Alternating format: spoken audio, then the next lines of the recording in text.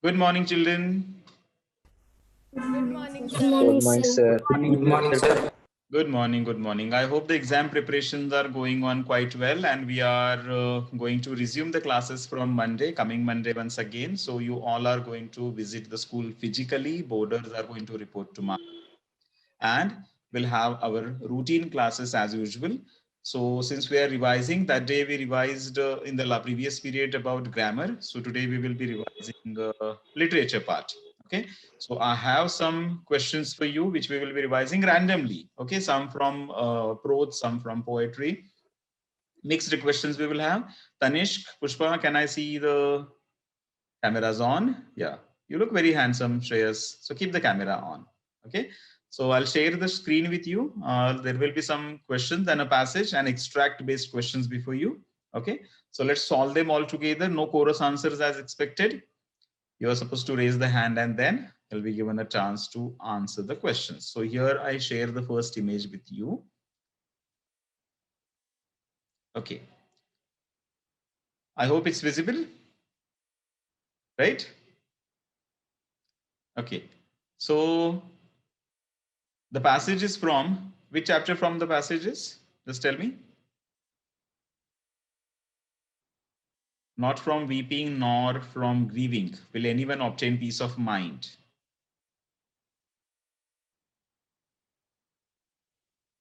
Yes.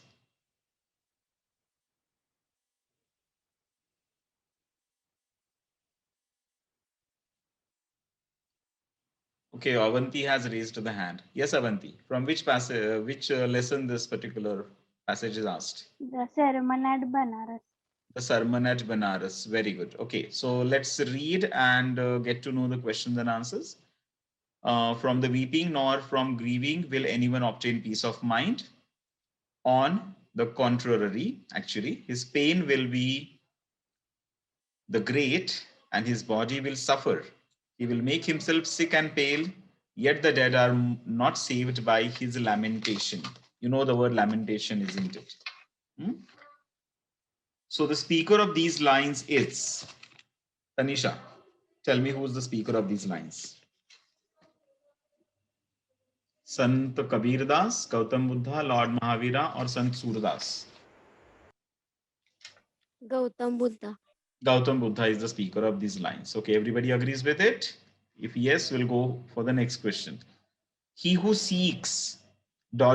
should draw out the arrow of lamentation, complaint, and grief. The one who seeks what? What? Solitude, knowledge, worldly something, or peace? Jai Parle. Unmute yourself and please answer this question. The one who seeks something should draw out the arrow of lamentation, complaint, and grief. What do we seek? What Buddha is trying to tell us? What we are trying to seek? Solitude. Vaishnavi, do you agree with Jay? No, sir. Why solitude means? What is meant by solitude?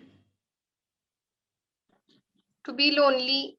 Yeah, to be lonely. Is he? Are we seeking loneliness, Jay? Definitely not. Then what are we seeking, Vaishnavi? Peace. Peace, exactly. Exactly. Because it is all about the peace that the Buddha is trying to tell. Whom he is talking to, Vaishnavi? Whom is he talking to? Whom Buddha is talking to? He is talking to Kisa Gautami. Exactly. Kisa Gautami, who is engulfed in the grief of her dead son. So he is trying to, pacify her. And for that, he's giving this sermon. Next question. He who has overcome all sorrows will become free from sorrows, and the person will be what? Will be blessed, rewarded, awarded, or protected. Prarthana. Blessed. Exactly, the person will be blessed. Very good. Okay, the one who overcomes all the sorrows, become free from all the sorrows, and automatically the person will be blessed. Which words does lamentation correspond to? That day, I think it was Manas who asked me this question. Let me tell you, correspond to and does not correspond with. Does not correspond, it means the word doesn't match with the options given, and corresponds to means what, which is the synonym given here. Okay, to lamentation. 4 words are given. Does lamentation mean weeping, repenting, feeling sorry, or analyzing? Yes, with what it goes? Vedant, what is the perfect synonym for lamentation here? Name, sir. Feeling sorry. Feeling sorry. I'm afraid if that's true. Shravani, what do you think? Yes, sir. Feeling sorry. Feeling sorry. Okay. Megha doesn't agree. Yes, Megha.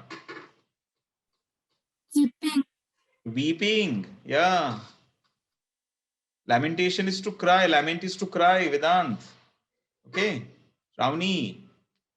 It shows you are not revising properly. We have had this question earlier also. Lament is to cry. Okay, to weep. W-E-E-P. Please go through the chapter again. Good, we are revising this now. Who's the listener of these words? Come on. If Buddha is talking to, then whom he is talking to? Who's the listener? I want Rohit Pandey to answer this question. Pandeyji, please answer this question. Hope you are able to listen to me. Dhananjay? Yes, sir. Who's the listener? A boy, people, Kisa Gautami, or none of these? Kisa Gautami. Kisa Gautami is the listener. Okay, Kisa Gautami is the listener. So it shows you need a lot of practice still. Okay, so I'll share the next image with you. Just give me 1 minute. I'll share that too.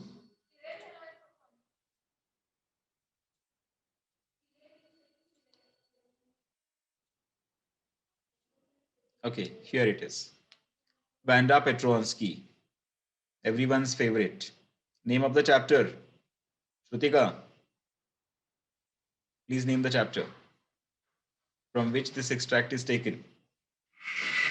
The 100 Dresses. The 100 Dresses. Part 1 or 2? Part 1. Okay, it's from part 1. Let's read it. Priyanka, please read this. Yes, sir. Vanda Petronsky, most of the children in room 13 did not have names like that. They had names easy to say, like Thomas, Smith, or Allen.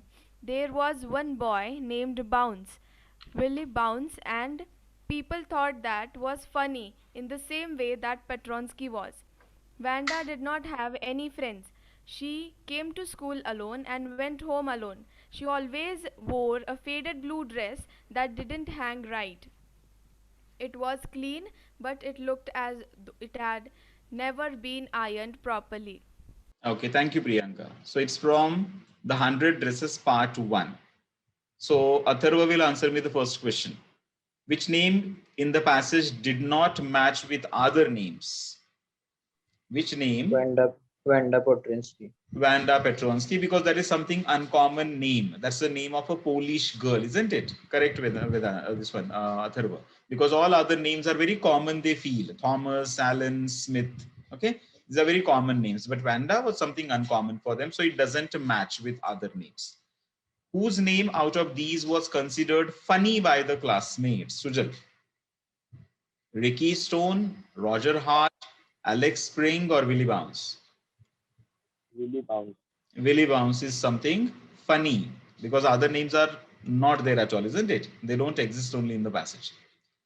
Which dress does Vanda always wear? Tushar. Faded blue dress. Yes, her favorite blue dress, but that was faded, isn't it? Faded blue dress. So option number D, right? Trace a word from the passage that means worn. That means worn. Vinesh, please unmute yourself. Tell me what is meant by worn.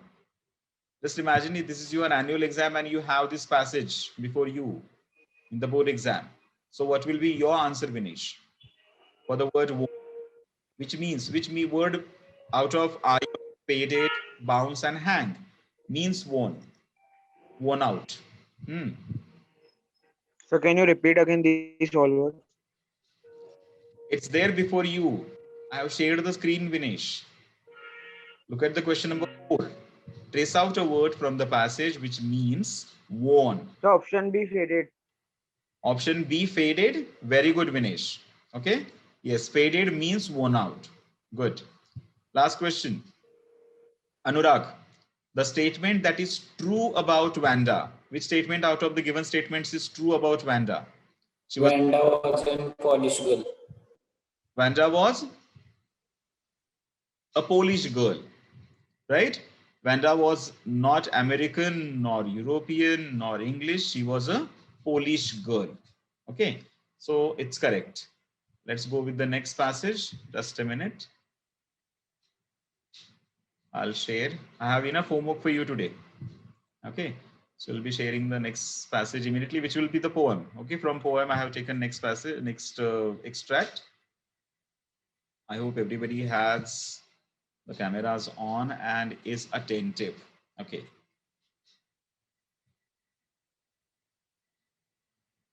Yes, head boy, Avishkar Kavre, read the lines.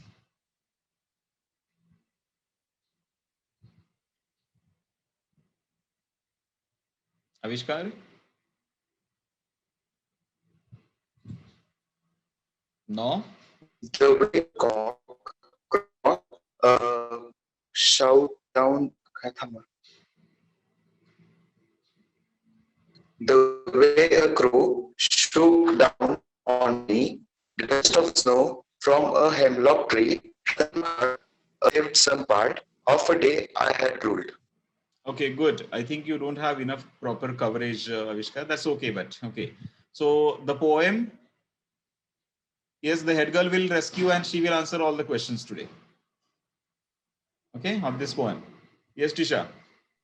Away, the way a crow shook down on me, the dust of snow from a hemlock tree has given my heart a change of mood and saved some part of a day I had rued. Name the poem and poet. Though the question is not there, you are going to tell me who's the poet and name the poem also. Poem is Dust of Snow. Okay. And poet is the very first poem of your textbook.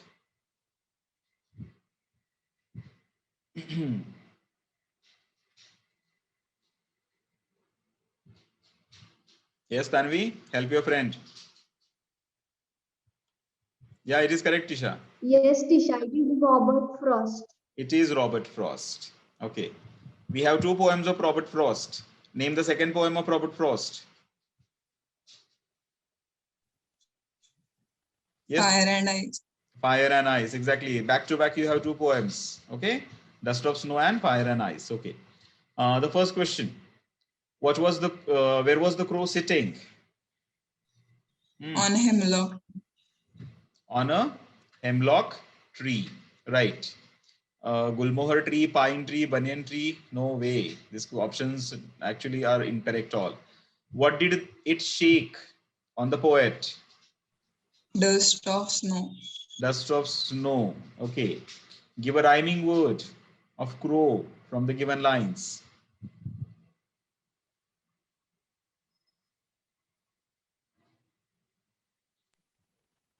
Snow.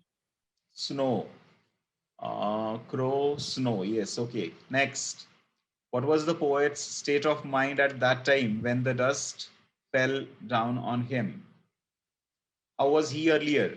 Was he in very happy, good mood, best mood, not very good mood, or depressive mood? Depressive mood. Depressive mood. Very good. All 4 options are correct. Let's see now if you get 5 out of 5. The 5th option. The rhyme scheme of these lines is, yes, crow me, snow tree, heart mood, part rude. What's the rhyme scheme? AB, AB, again, AB, AB. Exactly. Very good, Tisha. 5 out of 5. Okay. Yes. AB, AB, AB, AB is the rhyme scheme of these lines given. Wonderful. Okay. Should we clap for Tisha? Yes. Everybody, 5 out of 5. Excellent. Okay. So next passage, are you ready for? One more. Okay. We'll just have one more practice passage, and after that we'll stop. Okay. Poem, should we go with? That day we started discussing this, but we couldn't complete. So we'll complete that those particular lines which we started yesterday, the day before yesterday discussing. Okay, here they are. He stalks in his vivid stripes, the few steps of his cage. This poem was discussed with a special request by Sujal Patil. So name the poem and poet. Soham Lambe.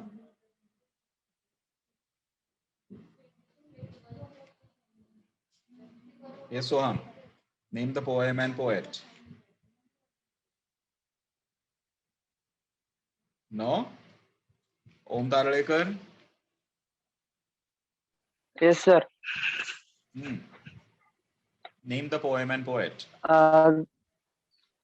Tiger in the Zoo, and the name of the poet is Robin Klein. Very good. Both answers correct. Even though the question is not asked, 1 mark given extra to you. Okay. Robert Klein and Tiger in the Zoo. Okay. So all questions also will be answered by Om only. Okay, Om, let's see if you get 5 out of 5 now. The fact that the fact that he is stalking the few steps means what? Means what? He is caged. He is caged, or he is roaming in the forest or wandering in the long grass? No, he is caged. That's why he can take only steps. Exactly. Very good. Okay, next question. Why does he move only a few steps? Cage, it is because of cage. Because of the cage, since it is very small. Okay, next. Pick out a word from the stanza that means clear. Vivid. Vivid, very good. Vivid. Okay. Who has written these above lines? You have already answered. Robin Klein, right? Okay. Last question. Yes, sir. Poetic device used in line number 1. Yes. Line number 1. He stalks in his vivid stripes. Metaphor. Metaphor. You are the second person who gave this wrong answer.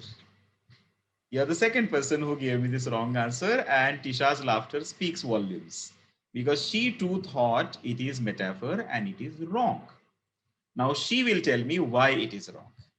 Or yes, let her only tell, because she answered this question that day. Yes, Tisha. Why metaphor is wrong, and what is the figure of speech used in this? I'm deliberately asking her because she made a mistake that day and she was corrected for that. No. Sir, will you show the passage? Why? You want me to share the screen again? Okay, here it is. He stalks in his vivid stripes and it disappears again. It will be shared only for those 10 seconds it was shared. Come on, the floor is open for everybody to answer. Who wants to answer? Sir, it is alliteration. Yes, it is alliteration. Why? Because the sound of I is repeated. Is that so? When the sound of I in middle of the words is repeated, that is supposed to be, Vaishnavi, correct your friend. If the vowel sound gets repeated in the middle of the words, I, that cannot be alliteration. Yes, what it will be? It is supposed to be assonance if anywhere in the middle of the lines, if a particular sound is repeated, but if it is repeated as in these lines, stalks, stripes, the sound of so. So that is alliteration. Okay, the sound of so, it's not metaphor at all. Metaphor is implied simile. There is no comparison happening anywhere. So no metaphor at all. Okay, Om, please. Yes, sir. Yeah, it shows that you are not revising everything thoroughly. Okay, let's open the textbook and go to the same poem. Can somebody tell me the page number of this poem? Quickly, we will just have a glance at all those lines and the figures. 29. 29. Okay, Tiger in the Zoo is on page number 29. The very first line, he stalks in his vivid stripes. Yes, it is. The sound of S, sir. So it is alliteration. Also, consonants can be, because a lot of S has been used. Stalks, stripes. So consonants, not assonants at all. Okay. Then in the third line, on pads of velvet quiet, here you will find the example metaphor. This is an example of metaphor, isn't it? The velvet pads. Okay, his paws, the paws of the tiger are compared as if they are the velvet ones, isn't it? It's taken for granted over there. So it is implied simile, velvet pads. Then you have assonance in the next line of the stanza. In his quiet rage, I is repeated more number of times. So it is assonance. There is also enjambment. Who will explain what is enjambment? Tanvi? Sir, in enjambment, there is no full stop or Yeah. No punctuation marks used and the line continues to the next, isn't it? The sentence continues in the next line too. So that is enjambment. Okay. Many, even onomatopoeia, then assonance, consonance, alliteration, oxymoron, isn't it? All this repetition, plenty of figures of speech are used. If you really still have doubt, we can discuss about them in the next class, or else you can text about it to me. Okay. Or during the afternoon, our follow-up session also, we can talk about it if you wish to. Fine. So, and Monday onwards, you are going to report to school. So that time also we'll have a thorough revision about it. Do not worry. Okay. So see you on Monday physically in the school, everybody. 100% attendance. We are not going to have any online classes from Monday. Fine. See you on Monday. Bye. Take care.